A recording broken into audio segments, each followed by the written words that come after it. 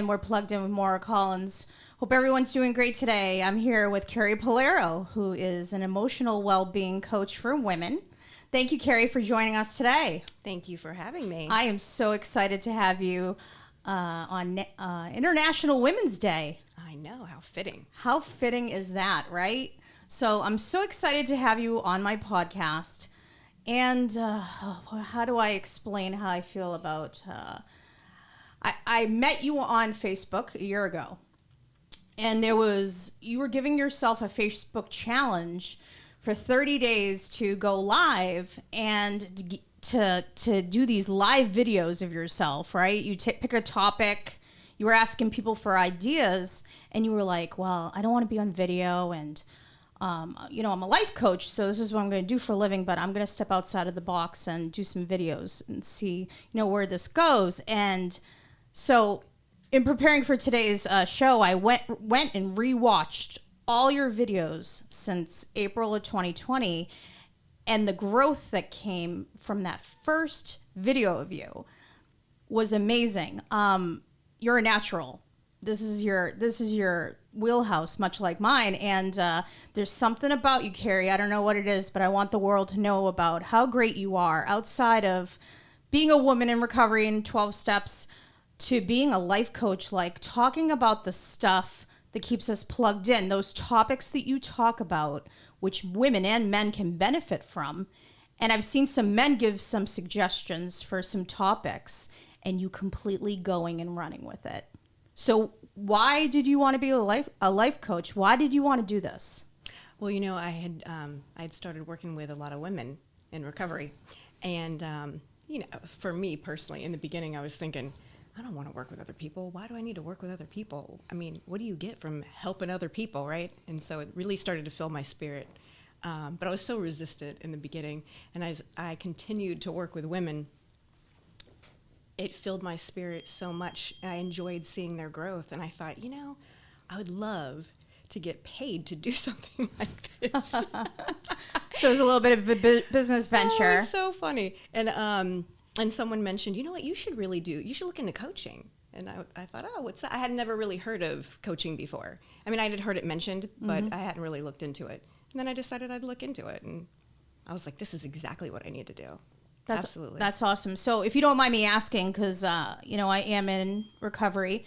I've been coming around the 12-step program for 13 years, and you are too in recovery. How far into your recovery did you decide that you wanted to do this? Because everybody's journey is different. I kind of wanted to get a background on, was it a certain confidence, like you had a couple years clean, that you all of a sudden decided that this is your calling and your talent? Yeah, I had about 4 years clean, and I had to do a lot of work on myself. And you're right, to get the confidence and to feel like I was capable of helping others. There was a lot of stuff that I had to really work through. I don't think people realize the trauma that we go through, and that a lot of times we don't recognize. Right. And so being plugged in, and part of the podcast, the idea is being plugged into all areas of addiction. So there's certain things that we cover when we're in a 12-step program, but that's not even getting through the onion of layers of honesty and what makes us own our truth. So, your topics made me get excited about your next video and think about all these things you were talking about. Okay, here's a few of them that I really liked. I had to write them down, okay? So, positive self-talk. Talk to me about this. Ooh. So, man, that really hit me pretty hard, because I'm the first one, if I say something and I go, oh man, beat myself up over it. You sounded really stupid there. Before, years ago, I probably would never have come on a podcast like this, because if I would have said something that I thought was improper or wrong or didn't come out appropriately, I would have just beat myself up the whole way home. You sounded stupid, you sounded ignorant. And so I think, a lot of it has to do with, we automatically go to the negative, and retraining your brain to go straight to the positive. So every night at the end of the night, I write down my wins. And I started with, I'll write down 3 wins a night. And now it's just progressively gotten longer and longer and longer. And what I've done is trained my mind to look for the positive things.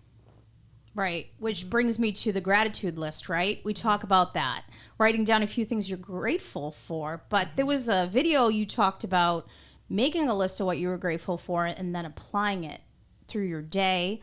And then you incorporated that topic into something that I struggle with, that I saw right before we started the show you doing, and that's meditation. So I'd love to hear your feedback on meditation. Yeah, meditation is huge for me.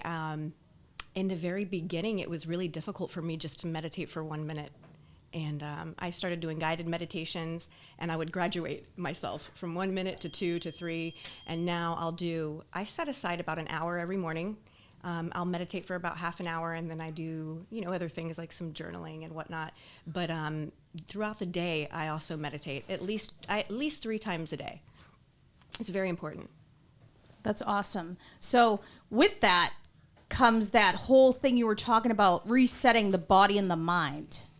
So we talk about that a little bit in 12 Steps, about believing in ourselves, working through steps, talking with a sponsor about certain things like that. But resetting your mind and your body, you were talking about how sometimes you just don't want to get out of bed. You don't want to go to the gym.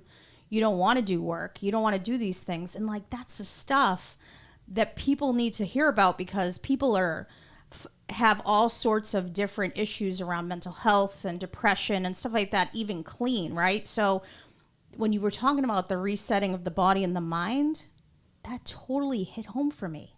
How do you push yourself through every day to kind of reset your body and your mind to even come here? What has helped within your recovery to get that motivation going? Well, facing my fears, that's really what's helped. Right? If I'm afraid of something, I just do it. I have learned that if I don't want to do something, that means I need to get off my ass and go do it, because that's going to get me through it. Usually the thing I don't want to do is the thing I need to do to get me to the next level. Right. So what do you feel you're going to be like in the next 5 years? Where do you see yourself? Carrie, what's next for you? I want to know. Oh my God. I'm so curious. I'm so open. I have no idea where I'm going to be, because I never thought that I would be doing this right now. And so it's so funny, because when I try to figure it out, or try to get all these ideas of what I want to do, it's like different things come and hit me in different directions and taking me other places that I had no idea were even options. So I think of you sometimes talking about some subjects that I've read a lot about. One is fear. Mm-hmm. That's one thing. But another thing was relationships. Relationships. Let's talk about relationships, girl.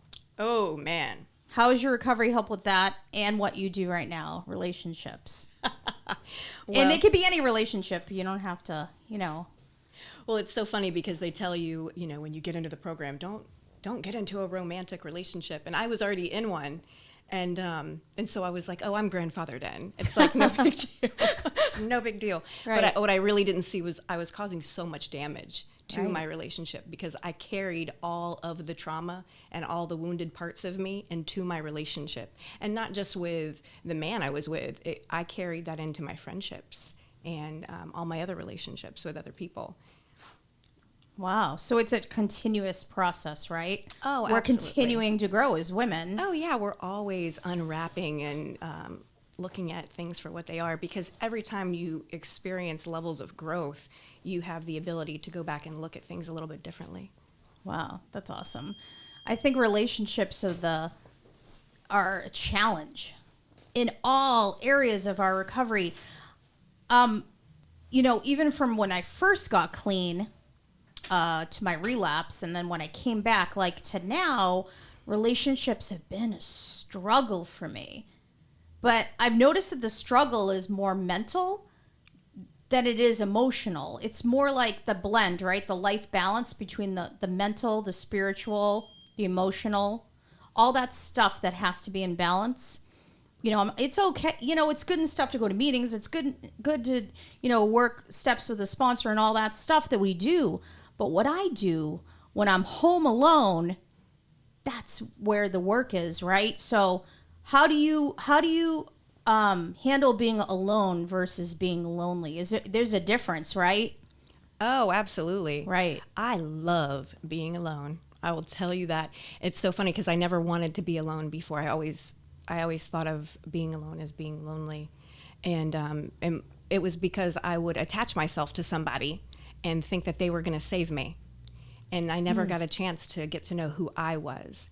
And so when I had the ability to move into my own apartment, for example, and be alone and be responsible for paying my own bills, like adult things, right, that normal adults do, but were such a big deal for me. I really got to get in touch with who I am. And I was like, man, I really love my fucking company. I'm pretty badass. You know what I mean? That's awesome. I don't need somebody else there. I love that, because that brings you to, I wanted to ask you, like, how do you deal, even before recovery, like now, how do you deal with pain and grieving? How do you help people through going through some, like, post-traumatic stuff? Like, how do you explain to them how the grieving process is going to work and then help them through to the other side? Because that is something I think we all can learn from. Yeah, I think that it's a process. It's being able to really identify what you're grieving. Like if it's a breakup, a lot of times people don't recognize that when I'm breaking up with someone, that there's a level of grieving that occurs there. And so there's different things that I do. For me, I had a series of questions that I ask myself, and I go through different questions as far as appreciating the relationship. What am I losing? What am I gaining? What do I have gratitude for? And what does my new life look like now? And so I just work through those issues. I wouldn't even say they're issues. I just work through those questions so that I can change my perspective. Instead of looking at it as such a bad thing, I can switch my perspective to looking at it as though it's a positive thing. What's coming up next? Because the reason that this happened is so that it can open the door for something even better. So that being said, what's the secret to your success? What is it? What makes Carrie? What makes me me? I think it's radical honesty. Okay. Yes. Keep it raw, keep it honest. I'm not right? worried about, now that I'm not really worried about what other people think anymore. And just speaking my truth and saying whatever I want to say. Right. Because I have that defect, the people pleasing one. Right. So I have a hard time with that. Like, I'm afraid of everyone liking me or not liking me. And, how do you be authentic? Not just as a brand, because you kind of are one now. You know that you're, Facebook famous. Like, your videos are amazing. And how do you keep yourself authentic? Because there's a reason I keep watching you. Like, it's true, authentic, raw, honest truth. Like, how do you keep yourself, like, motivated to keep delivering that kind of message to people? I just work through my fears. Don't think that sometimes a topic will come up and I'll go, oh, I don't know if I can talk about that. And then I'm like, you know what? Who cares? Who gives a shit? Because there's somebody out there that needs to hear it and that wants to talk about it, but doesn't have the courage inside to talk about it. So why not? Right. And that's the thing about when you're in a 12-step meeting, you're always told to kind of take stuff to your sponsor or whatnot. You're kind of shied away from that brutal honesty, except for someone new or coming back. So that's why I really gravitated towards you, because it didn't seem like you had fear talking about anything, any topic whatsoever. Now, I will tell you, that was a process to get there. Okay. Because I have been such a fearful person my entire life.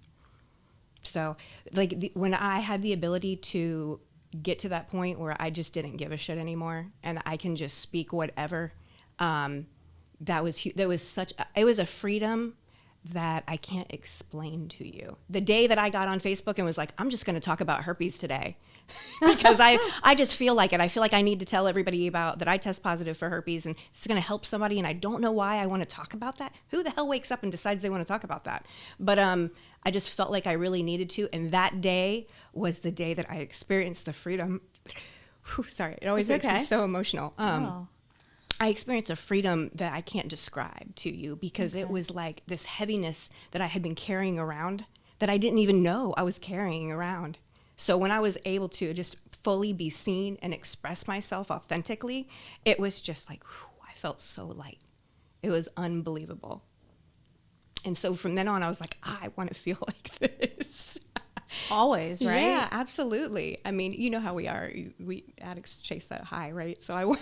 Right. I think we all have something that we don't talk about all the time, but that, you know, once you talk about it, it's a freedom. It's a freeing, like I was assaulted. Like I called you on the phone and I told you about that.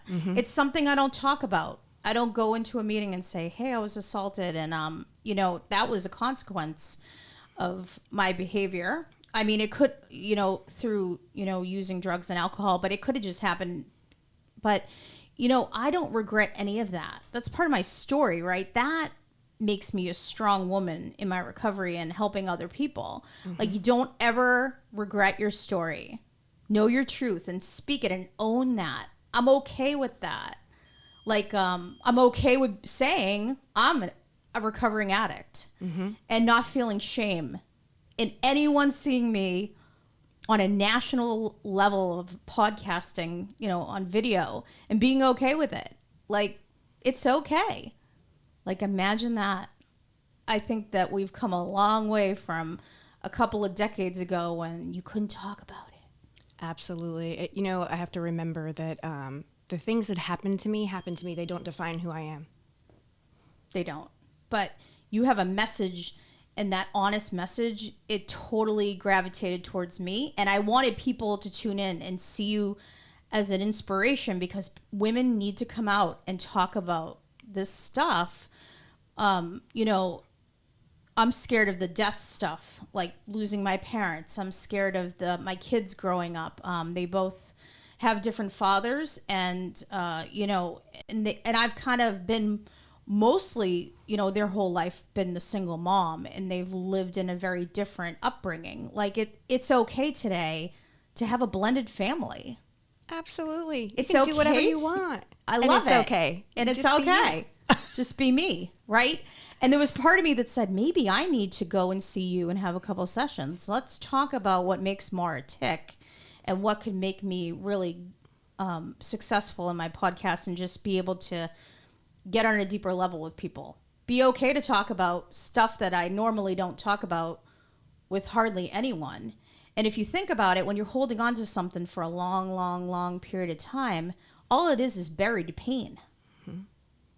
And the longer you hold on to it, it grows. You know, yeah, it's like we shame ourselves and we keep secrets because secrets keep us sick, at least for me. And shame, when I express myself fully out in the open, it's like shame dies in the light of exposure, you know? As soon as now don't get me wrong, the first time that I just announced to the world that I test positive for herpes, yes, I felt a personal freedom, but then I have to tell you, the second time I went to talk about it, I was like, oh, you can't talk about that. And then I thought, what the hell's wrong with you? You just did a Facebook Live for like 15 minutes on it. Wasn't it like an epiphany moment? Yeah. Like when I first sat here in the seat and put the headphones on and talked for the first time, I got choked up. I felt that epiphany moment, like this is my calling, what I'm meant to do. So I met a friend of mine, and she told me that you sponsor her, and I was like, no way. I knew there was a reason I loved you and her and your chemistry, and that's what happens. Like we start supporting each other through the program and outside of the program in real life, and positive, empowering women gravitate to one another. Absolutely. That's effing awesome. Yes. That's awesome. So, you know, what's next? I mean, do you have anything planned as far as more videos on Facebook? You going to do anything different, like maybe some public speaking? You know, I've thought about that. You'd be great at it. You know, it's so funny because I think I failed my speech class in college. I was so terrified. That's what I Really? mean. The fear was just so overwhelming. I couldn't speak. And actually, I think, yeah, I did fail. I'm not going to lie. I totally failed because I didn't want to show up on the days I had to speak. I would show up and write the speech, but when I had to actually speak in front of people, it wasn't happening. Do you think you could write a book about yourself? You know, Like something behind the scenes, like I've thought about that. that'd be so good. And then I go, oh, Carrie, you're not a writer. But it's funny because every time I tell myself, oh, you're not that, I talk that negative self-talk, you're not that, you're not that. I always end up doing it, right? So it can be done. So do you have a process when you get a new client? Do you kind of go through like their upbringing, or if they're in addiction, like a little bit about their addiction? And do you have like a process that you go through? Like do you meet them on the phone or on Zoom, or how do you kind of go about like getting to know someone new? Well, I usually do like a discovery call with them just to kind of see where they are, what they want to work on, if we're a good fit, basically. And then, like they have to be a full body yes, I have to be a full body yes, and they really have to be a full body yes to doing the work because it's not my work to do. So when all of those things combine together, then Right. yes, then we're a good fit. But I meet people via Zoom. Okay. And they kind of dictate what they want to work on because everybody's different. That's awesome. There's just different levels of, I don't want to say the word enlightenment, but it's like we are, as we start to peel off the layers, we're able to see things that we weren't able to see before. So everybody is in their own journey, their own place in their own journey. That's awesome. So what's your favorite spiritual principle that you like to practice? Is it honesty? Honesty. It's honesty. It has to be honesty. Really? That's the Were only... you always good at being honest? Hell no, I wasn't good at being honest. Are you kidding me? No way. But I have to, it has to be honesty for me. Absolutely. So do you do well when someone's not honest with you? What happens? Oh, no, I don't do well. Do you with shut that. down? No. I don't shut down, but it's so funny because you can see it. You know what I mean? It's like, Right. I see you over there because I am you. That's how I used to be. So what kind of qualities would be in the most perfect Prince Charming guy in your life? Like, would it be someone like you that's very authentic and good with honesty and stuff like that? Or are you more like attracted to someone that's an opposite personality? It would probably be someone similar. And yeah, I mean, honesty, integrity. Oh my gosh. Integrity. Absolutely. Yes, A man of integrity. Oh my gosh. I always seem to gravitate towards men that are opposite of me. Do you know why? I'm super competitive. I'm a Virgo, and we're like, we have things in order. Sometimes I'm a little nervous to tell people I'm a Virgo because sometimes it gets kind of a bad rap, but I always want someone that'll be all right with me being the outgoing, go-getting aggressor, right? And them not being that way. But then I'm like, maybe I should find someone that's like me, that loves recovery, that loves being outgoing and has that sales kind of personality, and likes that honesty. So I struggle with that, perfect, who's that perfect guy out there for me? But you know what I've decided to do is date myself and see what happens. Boom. There you Boom. go. What do you think of that? Oh, I think that's awesome because that's what I have been doing and I love it. Really? Yes. I love dating me. Really? Oh my God. It has What's your allowed favorite me to really get to know who I am and what I like. Because before, like I told you about moving into my own apartment, I remember moving in and going, God, I don't even know what color scheme. Like, how am I going to decorate? I hadn't developed anything that I liked because I always liked whatever you liked. I was just like a chameleon. I would conform to whatever you wanted me to be because I wanted to please you and make sure you were happy. People pleasing, right? Absolutely. Wow, that's funny. We're similar like that. Mm-hmm. See, I like to be home alone with no music or no sound or just be in a quiet room by myself. It's not really a meditation. It's just being okay with just being with me alone. Mm-hmm. And then my ex would come home and say, why is it so quiet in here? And he always had to have the TV on and stuff like that. And then, I would say, let's not watch the news before we go to bed. It was affecting my dreams at night. It was affecting just my anxiety. And recently I started working out again after a spell of not working out. And I know that you love the gym. What does that do for you? Those endorphins? Tell me. I really believe that we have to have a good balance, like body, mind, and spirit. And so I've always been athletic my whole life, and always been into fitness. So I have to make sure that that's balanced as well. But I mean, you know how it gets. Sometimes we can be more extreme and focus more on, like I've had my point where when I quit doing drugs and drinking, I went to the gym all the time, sometimes 2 and 3 times a day, because all it did was the addiction manifested into something else. Let's talk about that for a minute. I have that experience. So when I'm using drugs or alcohol, I lose a lot of weight and I like the way I look, right? But when I get clean, I gain weight, right? So for me, when I work out, it brings back all those memories of how I thought how great I looked when I didn't. I was slowly killing myself every day, right? Right. So how do you help people deal with that drug substitution, right? We're taking the drugs away, but maybe we're shopping too much. Maybe we're eating too much. Maybe we're doing too much of this, too much of that, too much of Amazon, too much of binging Netflix. All those things we're doing, to just, because we're addicts, right? So we have addictive thinking. Mm-hmm. Like, how do you help people that are just racking up credit card debt or just racking up all these behaviors that they don't want to do anymore? How do you help them get out of that? Oh, man. Well, I mean, first it's acknowledging it, because a lot of people don't see. So many people focus on the fact that I'm not doing drugs or drinking anymore.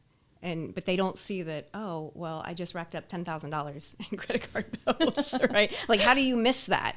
But Right. It's because you're so consumed with something else that you just don't even see it. You need other people to point it out. But once you see it, you can't unsee it.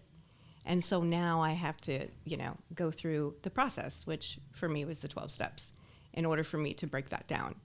All right, cool. So you don't have an extra cookie when you want one. Moderation.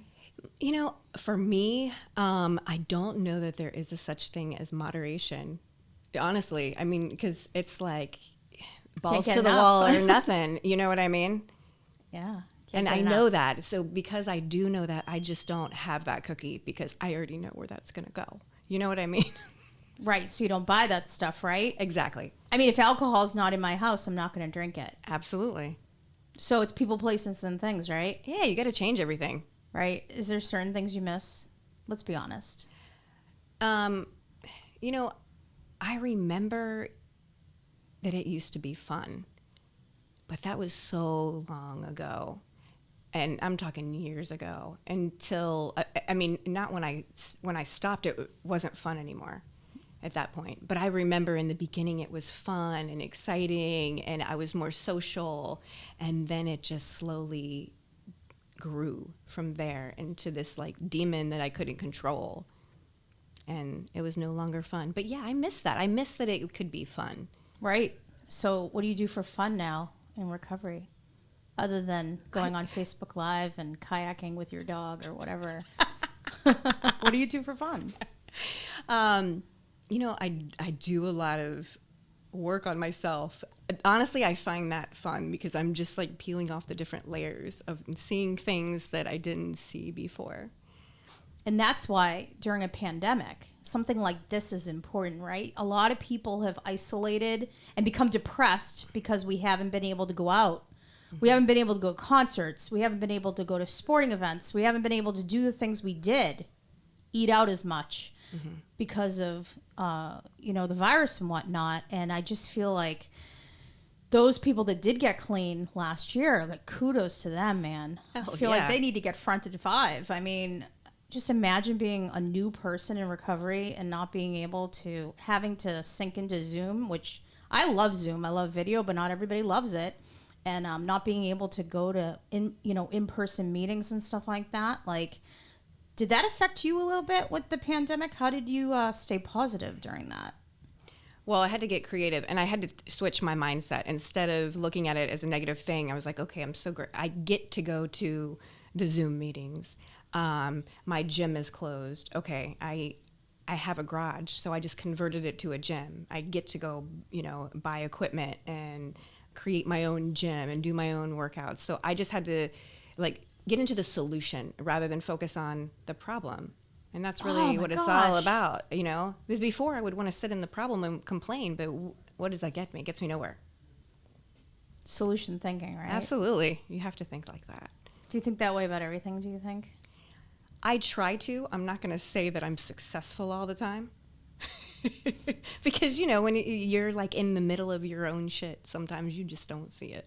Right. Do you think of topics when you go live on Facebook, or do you kind of take suggestions from your people that listen and follow you? Sometimes people give me suggestions, or they'll ask me to talk about certain things, and a lot of times it's just something that I'm going through or that came up for me that day, and I'm like, you know what? I feel like talking about that today. And I'll just jump on and do a live. What's your opinion of relapse? I just think that relapse isn't part of my story, so it's really difficult for me to say that I have an opinion on it. I don't think there's anything wrong with it. I just think that what it is, it brings attention to the fact that there is something missing in my program, and so now if I'm going to do this, I need to do something different. Okay. I relapsed with 10 years, right? So I got away from the program. I wasn't plugged in, and I wasn't connected to my higher power, because at the moment that I picked up the drink, the decision was between me and my higher power, and I didn't pray, and I didn't ask God for God's help, and I didn't pick up the phone, right? Mm-hmm. So we hear about that all the time, and I thought, this will work for me once in 2007, and I'm good for the rest of my life, right? Or I was on Pink Cloud or anything like that. But from my experience of coming back and now having over 2 years again, I lived through that jarring experience of coming back and wanting to be, I was scared, dude. I was so scared that I was going to hit the hard drugs again, that I wanted to be plugged back in so bad. And now I'm plugged in and I'm scared to not be. Yes. I go to 2 meetings a day. I work full time. Good for you. I'm working out. I don't even have time to date anyone. I'm busy as hell. But take it from me, you don't want to experience it. Mm-hmm. But the way you support women gives them all of that plugged in outside stuff that I'm talking about in my podcast that will prevent them from wanting to relapse, right? So one of the few reasons why people relapse, I've done a lot of research on it, is relationships. I mean, people have a hard time in them. People use them it was an excuse for me. It happened 6 months before I even picked up the drink. It was the relapse was based off of a relationship, the grief, all that stuff. And now I'm grieving that same person again, but this time I'm plugged in, and this time I'm talking with you, and I'm talking with my sponsor, and I have a network of women, badass women that empower me every single day, right? And I already know that I don't want to go back to that ever again. Mm-hmm. So if I came to you and said, Carrie, I loved your honesty, but I'm so close to wanting to pick up and relapse, what would you say to me? Well, I would ask you exactly, what are you doing for your recovery? Love it. Yeah, what are you doing? Because there's things that I just have to do. I have to go to meetings, Because you want to go, not because you're being forced. Right, absolutely. Well, in the beginning, I didn't want to go. Are you kidding me? But, no. Oh, my God, that was ridiculous. I sat in a room full of people, and they were happy, and I was like, they've successfully found a way to use, and I just need to know the right person so I can figure out how to work this shit, There's no way in hell they're happy. Is this and clean. a cult? Exactly. And then sitting around and getting to know people, I was like, man, I kind of feel better. I feel better by following some of these suggestions and reading some of this literature that I completely related to. Your success is contagious. So I feel like I'm drawn to positive people. I feel like being positive and being happy is contagious. So when you're in a meeting with a bunch of people, why not share positively? Because that will pass around the room, right? Like the telephone game. Remember in the telephone game when you used to pass the message around? Make it about the message, the hope shot. Absolutely. You know what I mean? I believe in the law of attraction. Whatever I put out there is what I'm getting back. Really? Do you believe in karma? Yes. Oh boy. Have you had some? Over the years. You want me to get honest with you? I will. Hey, you? that's why I live by spiritual principles today. Okay, right? Absolutely. Wow. Because I can go right to the street Maura behavior. I actually was talking to someone, a friend of mine on the phone today. He's like, wow, Maura, I saw a side of you a couple weeks ago. I never thought I'd see. And I was like, oh my God, I'm so sorry. Because I think that I've left that woman behind. 13 years ago, quit narcotics, right?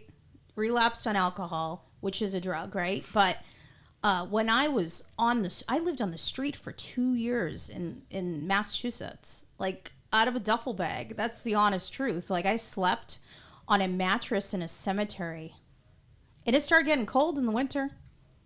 And for about 6 months, I had a place to stay, and it was house to house, depending on who could take me in. And I had my son, and I wasn't being responsible for him. And this is honesty right here, right? This is stuff hardly anyone knows about. Like, luckily, my parents stepped in, and they took him, and they did me a big service, right? But I would only call when the drugs were gone. Like, this is the stuff that's killing me inside to hold it in. Like, this is it, So, I just love having you here. Thank See, you. I'm getting honest now, and I love this. This is great. I didn't know that about you. I would never have imagined that about you. Oh, I was. That's how different you are today. Bam. Dude, my Bam is right. Like, my MO, in order to do whatever it took to get high, was a person I don't even know, right? So, like, having you in my life, having you post these videos every single day keeps me wanting to come back for more, Carrie. Wanting to maybe think about, going into having a couple sessions with you. So if people are interested in your life coaching, what's your website? CarriePullaro.com. Or they can find me on Instagram at Carrie Pullaro. And if it's okay, I'm going to tag you on my social media so people can start watching some of your videos because, girl, you got something magical going Absolutely. on. Thank you so much. Thank you so much for compliment. everything and for joining the show today. Thank you. If you had to give a hope shout out to someone, what would it be? What that message of hope would be? Oh, what would it be? To do the work. Stop playing around. Do the work on you. Because at the end of the day, it's me. It's always me. It always comes back to me. If I want to have a good life, then I have to do the work. That's awesome. Thanks for joining me today, Carrie. Thank you. I appreciate it. Take care.